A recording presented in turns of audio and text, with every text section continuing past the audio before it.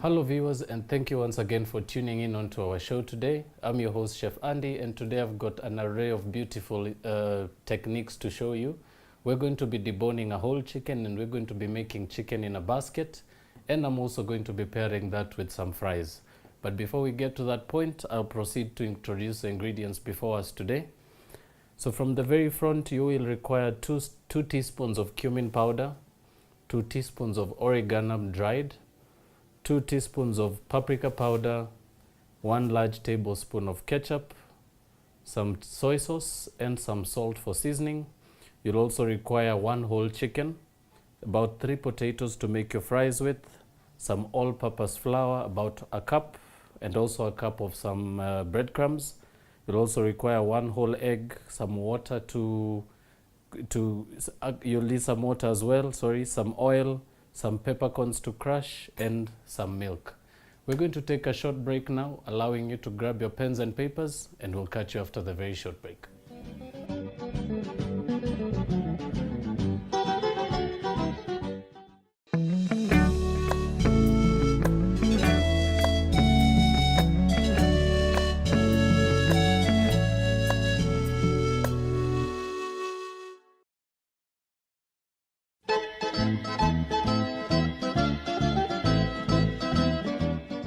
Welcome back, ladies and gentlemen. If you just missed out the introduction, we are going to be making a very simple chicken dish today, which is just a very simple chicken in a basket. And we'll begin the very simple process by deboning our chicken. So I'll begin by getting our piece of chicken onto our board.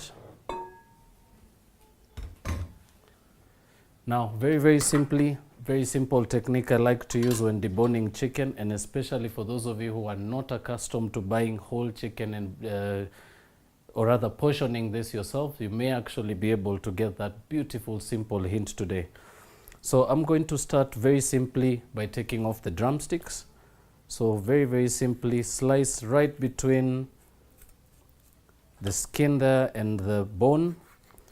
And just at the point where you have the joint attaching the leg of the chicken to the whole chicken carcass, proceed to slice that and place that aside.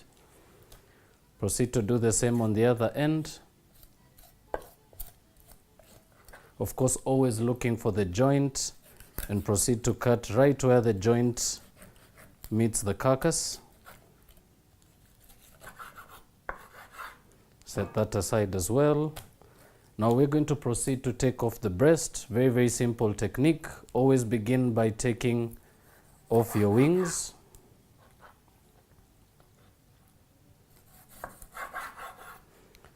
Proceed now to remove your chicken breast by very simply breaking off the excess bone there that's just attached to the backbone and to the rear of the chicken, and you can discard that. Now very simply, working with the breast facing towards you and the smallest end away from you, right between where that chest bone lies, just proceed to make a small incision right through to the very end. That should allow for you to more of expose that inner bone, and very simply, using your knife, proceed to just almost scrape from the bone, and this will always allow for you to allow for very little waste, especially when taking your breast out, and also allows for you to make sure that you've got all or almost all of the meat still attached to the chicken breast. And very simply proceed to remove that and set aside. Now proceed to cut right on the opposite side of that midrib. Of course, once more, making very small incisions, and proceed to turn, and using your knife proceed to go right around that midrib, going completely all the way to the tail. And once more proceed to detach that right off the carcass, and that, ladies and gentlemen, is as simple as done. Now you can proceed to preserve some of your leftovers, especially if you're going to be making chicken stock, these actually come very handy, so you can proceed to reserve those to use later on. But for this particular stage, we're going to proceed now to debone our chicken very, very simply, beginning with our drumsticks. So I'm just going to dry off my board very quickly. And now very simply proceed to grab both your drumsticks, and very, very simply we're going to make an incision along the bone,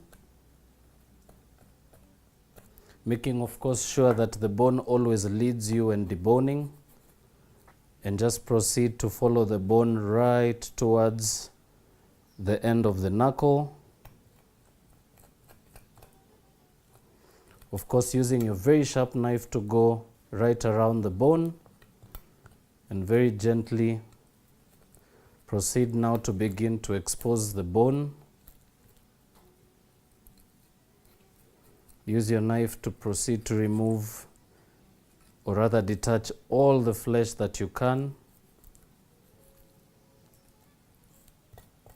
And very important to mention, always very handy to use a sharp knife. It will make your work quite a little easier.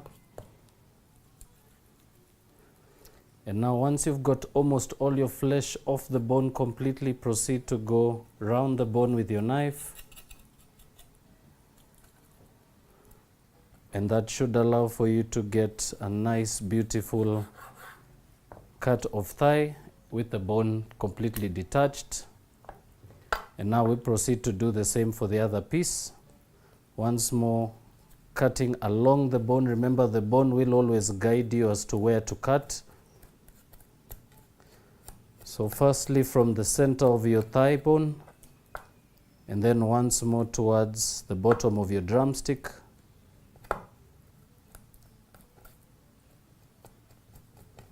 Using your knife once more to just loosen the flesh from the bone, of course, without wasting any of your flesh.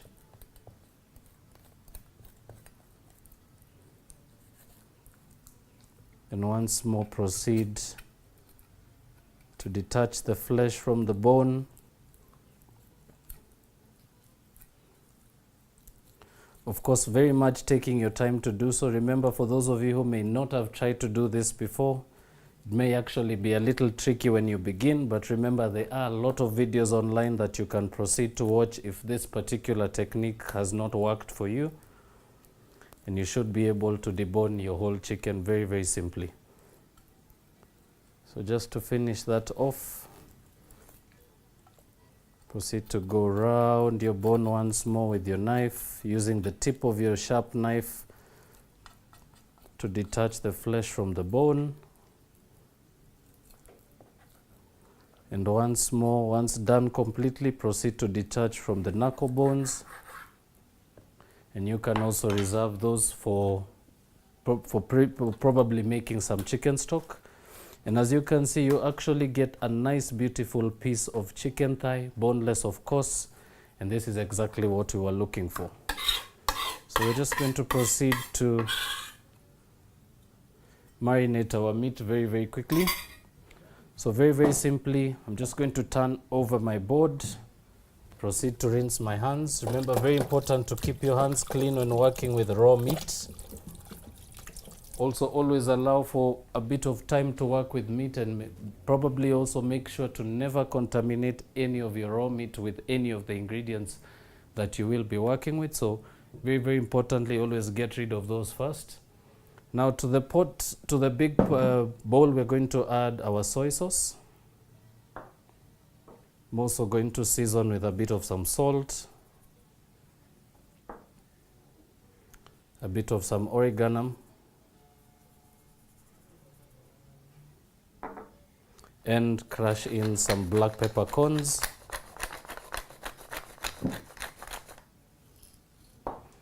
Now using a pair of tongs, proceed to toss your chicken in the bowl, making sure to try to coat all of your pieces evenly.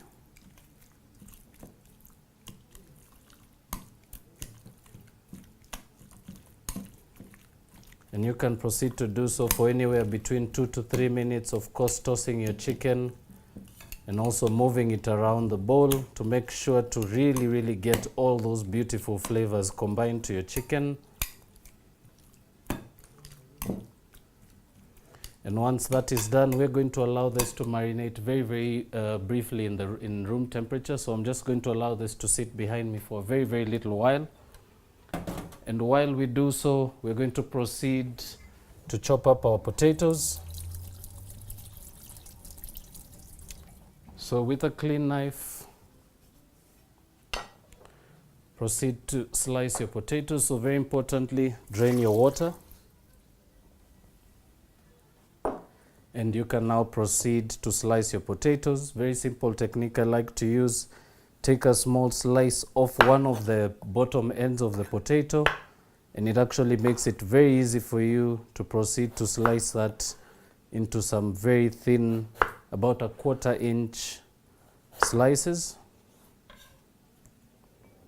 And proceed to do the same for the rest of your potatoes.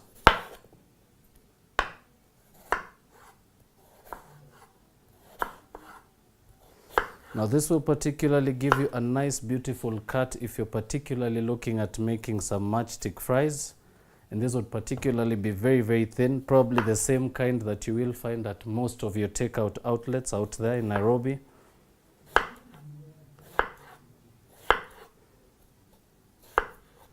Right, once sliced, proceed to grab your potatoes now and proceed to slice those into fries. So those should give you a nice, beautiful, even cut every time.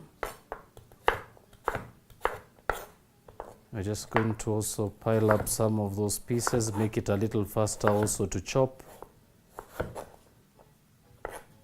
And proceed to do the same right up until you have all your potatoes completely chopped into strips.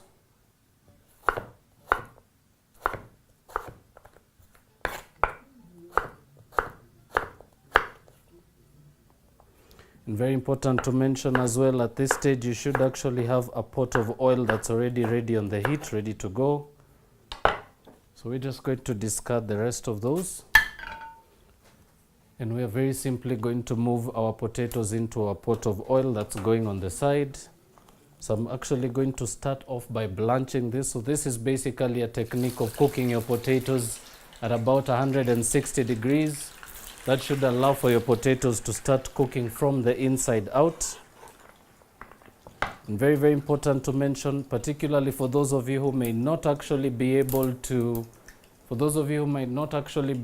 get your hands on a fryer, this is also a very simple technique that you can be able to use. Very simple to work on your counter, and also allows for you to get a nice, beautiful, even cooking every time.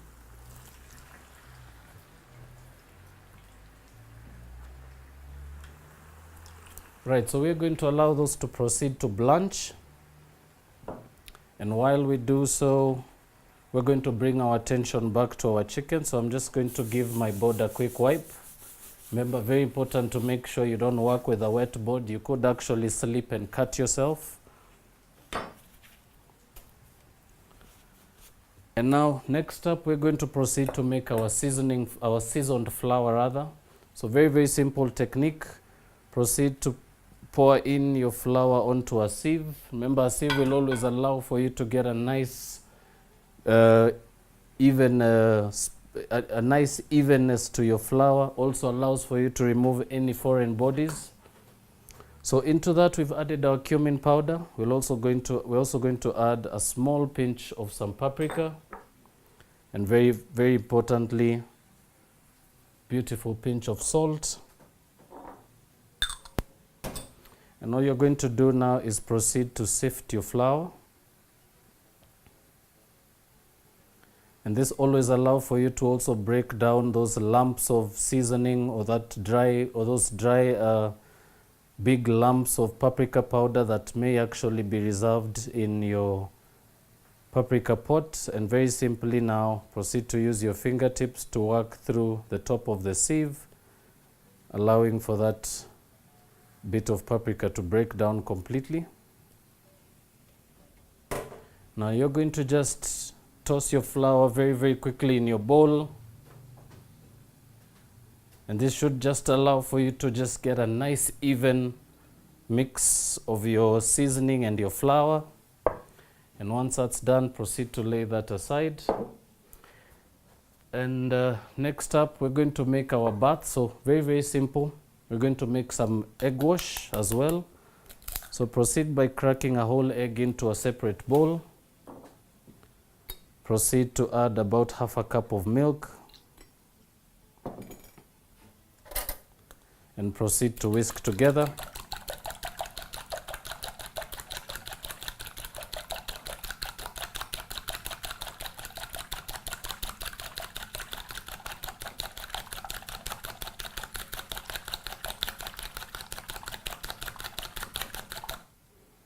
Alright, now once that's combined, we're going to proceed to very simply start to coat our chicken. But before we do so, we're just going to bring our attention to the side here. We're just going to give our fries a quick check. So this should be about 4 minutes away and they will actually come out. Remember, I particularly like to work with a two-way cooking process whereby you blanch your potatoes, take them out of the oil and then cook them fully to give you a nice, beautiful, crisp end color. So we're going to allow that to proceed on the side undisturbed, bringing back our attention to the chicken. So very, very simply, you can proceed to grab a surface that you will move your chicken to. Very important to also make sure, very important to make sure as well that you have all your ingredients set up. Remember, it does become quite a tedious process, especially if you're going to be working with different techniques of coating your dish and you actually have everything distorted. So one particular simple technique I like to use is the 3-bowl process. So have your liquid with the egg in one, have your breadcrumbs in a second bowl and your seasoned flour in another. And now we're going to begin firstly by dusting our chicken. So just mix that through once more, always making sure that you absorb as much of the marinade as you can. And very simply proceed to add that to your seasoned flour. And just using your fingertips, proceed to toss that in your flour, of course, always bringing a bit of the flour mixture right over your piece of chicken. And of course, patting it down with your fingertips. That should allow for you to get a nice even sticking consistency of your flour to your chicken. And now proceed to shake that and set aside, and proceed to do the same for your other piece. And proceed just to do the same thing until the very end.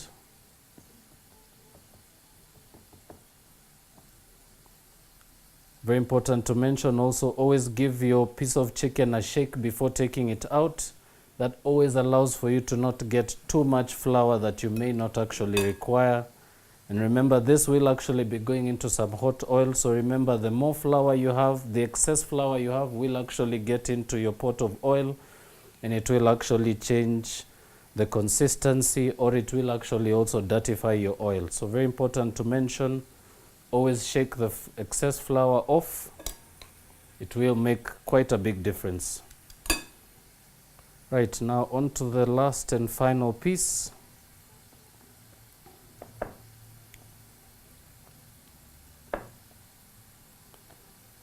And always take your time to get a nice even coating the first time. Remember, this particular coat will always allow for everything else to stick on very, very easily.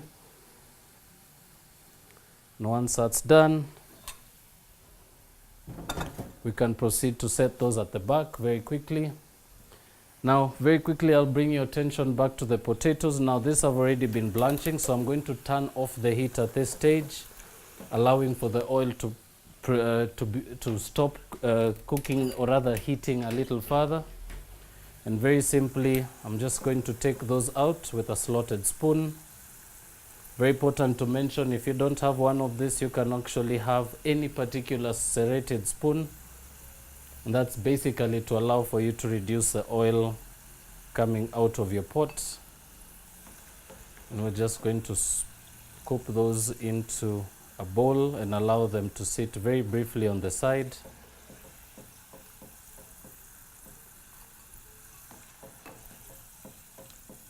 Now something also to mention with the chicken in a basket is basically just a whole chicken that's basically been crumbed and cooked, of course, in some oil. The method of cooking is deep frying, so remember you will actually also need to make a reminder to have a bit of oil to fry with, especially when working with this recipe. And also a beautiful point I can always share, sometimes it's actually always a bit of an advantage to cook your potatoes in the clean oil before adding your chicken in there. Remember, the oil is still nice and clean when you begin, and if you can actually be able to get a beautiful cooking of your potatoes before your chicken goes in, it will always allow for you to actually have a little less time trying to sift your oil and then pour it back in the pot and proceed to cook. And it will also save you the time and effort of cooking in 2 different pots. So this is done. Now we are very, very simply going to proceed to coat our chicken. So as I mentioned, a bowl with some egg and some milk that's already been whisked. This is basically going to allow us to really get the breadcrumbs to stick onto the chicken. But very important to mention, always have a plate on the side, especially when you're doing your breadcrumb coating. This will always allow for you to get a nice even spread. So I'm just going to pour my breadcrumbs onto a flat plate. And very simply, I'm going to proceed to use my pair of tongs. And I'll just dip that into my egg mixture. Allow that to drain very, very briefly over your bowl. And once your liquid is completely drained, proceed to drop those onto your breadcrumbs. And using your pair of tongs, just proceed to turn that over a few times. You can also use your hands to just pat over breadcrumbs on any particular areas that are not particularly covered properly.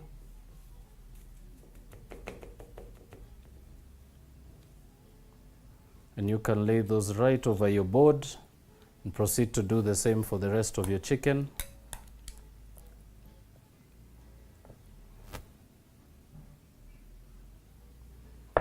Also be very wary to always have enough breadcrumbs for this particular process. Remember, depending on the size of your chicken, you may not actually be able to tell how much breadcrumb is needed or how much flour is needed.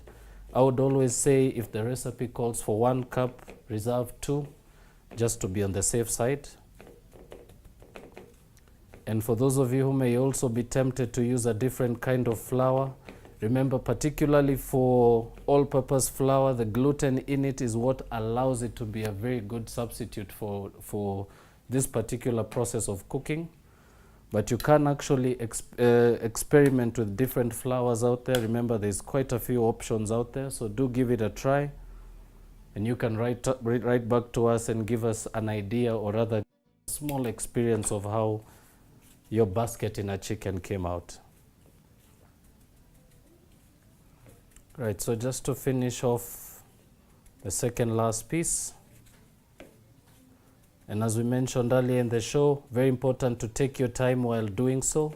So always create quite a bit of time before doing any breaded chicken recipes, because it will actually be quite a bit laborsome. Now we're getting to the last and final piece of our chicken.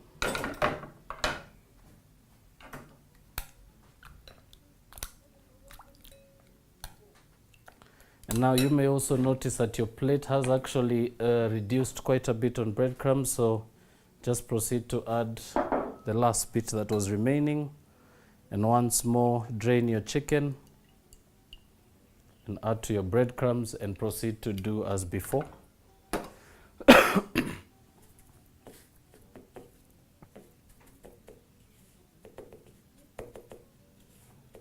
Very much taking precaution to make sure that most or all of your chicken is beautifully coated. Using your hands will always give you quite a bit of leverage and gives you actually quite a bit of control when working with meat.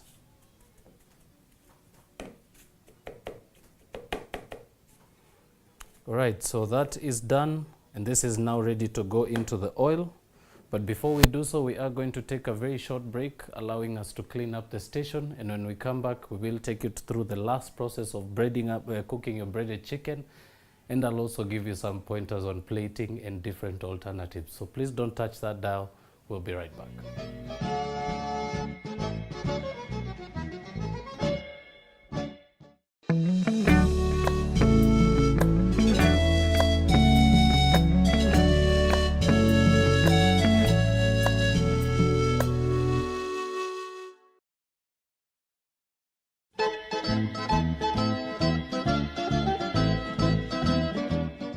Welcome back, ladies and gentlemen. For those of you who were just with us before we took the break, we had actually finished blanching our potatoes, and now they've gone in for the second and final cooking, and these are now crispy and ready to come out.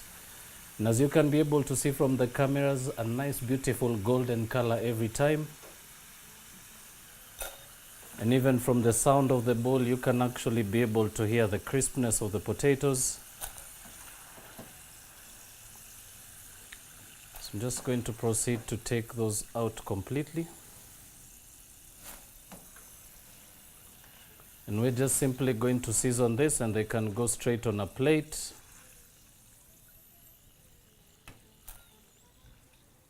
And as I mentioned before we went on break, very smart. Actually, it's always a very smart idea to finish cooking the ingredients that need the cleanest oil the most. And remember, as I mentioned, the chicken will go in there and it will color the oil quite a bit. So always a strong hint, especially if you can actually cook your potatoes before you do your chicken, it will save you quite a bit of time and always allows for very, very beautiful presentation. So add some salt to your potatoes, some paprika powder, and some oregano, and just very, very simply toss those in your bowl. A nice beautiful aroma coming through. So one particular hint I can share that I like to use myself all the time, a bit of oregano and paprika really brings that edge to your fries. So I'm just going to proceed to just plate those to the side of my plate.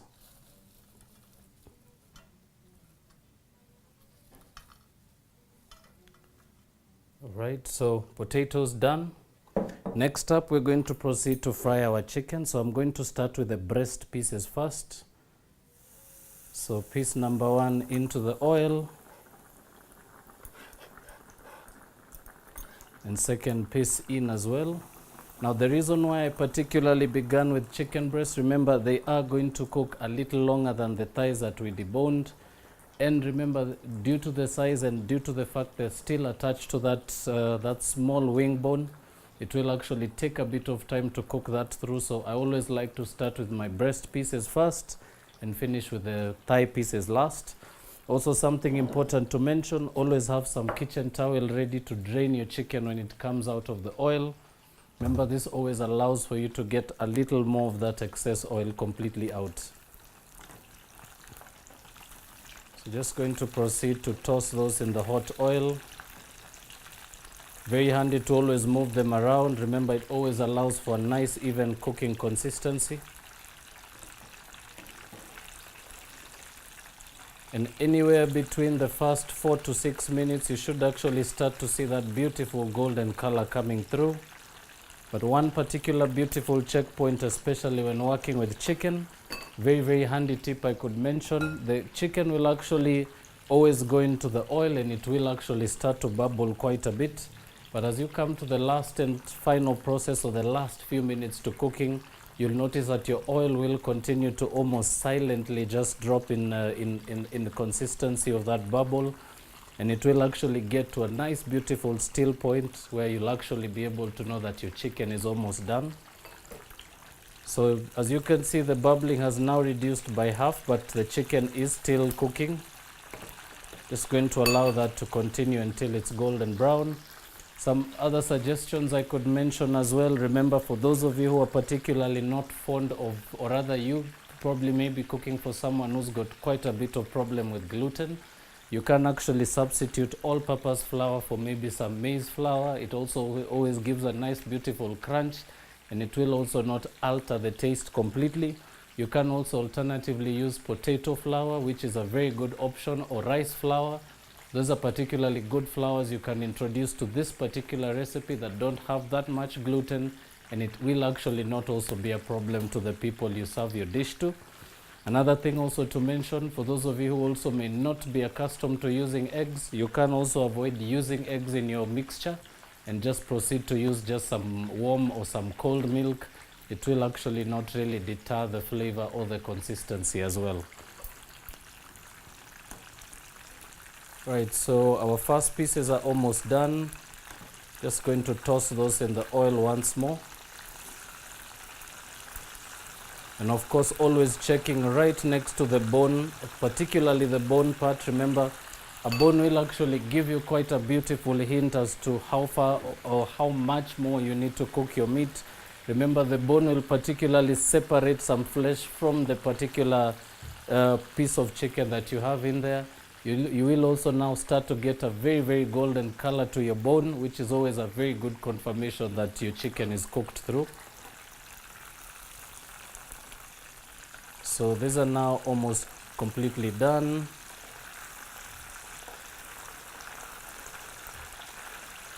Just going to allow maybe an extra 2 minutes just to make sure.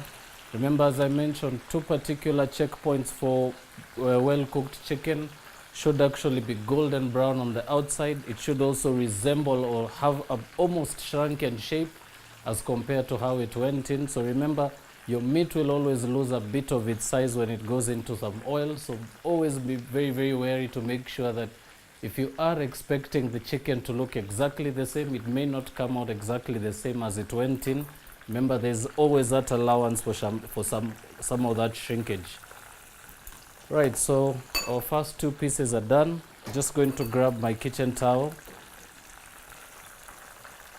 and very, very simply just hold that over your pot of oil right up until most or all of your oil is drained off completely.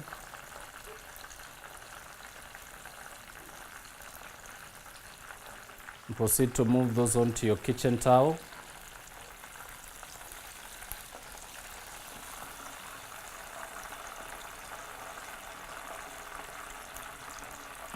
Proceed to drain the second piece similar to the first, and allow that to drain on some parchment paper very quickly. But while it does so, proceed to allow your oil just a few seconds to heat up. Remember, it will also drop a bit of its temperature once you fry anything in there. So always allow for the oil to almost come up a little higher in temperature before you proceed to add the rest. And very simply lay those into your oil, and of course also give quite a bit of time to cook through. But while we allow that to continue to cook, we'll proceed to plate the pieces before us. So very, very simple. Once your chicken is cooked, drained properly on some kitchen towel, you can also proceed to just pat it very, very lightly over the top. You can also turn it over, and using your tongs, just hold that against the side of your kitchen towel, and you can proceed to move that onto your plate. Proceed to do the same with the other piece, making sure to pat dry completely, and you can proceed to move that onto your plate as well. Now, one particular technique I can also share, remember the idea is to serve chicken in a basket. So this is a particularly good basket that you can find out there. Remember, this is not particularly made from reed. It's actually woven through some plastic kind of element.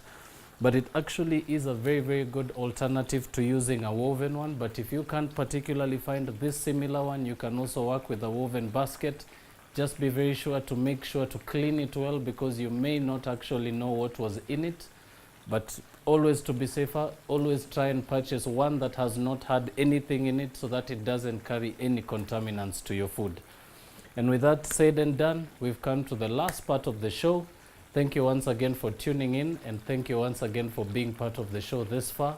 And until the next episode, where we continue to bring you some beautiful, marvelous options for your lunch options for you and your loved one, we're going to bid you farewell, reminding you to check out our Facebook page and our YouTube channel. That's BrandPlus TV. Plenty more for you to see. But from my end, thank you so much once more. and see you soon.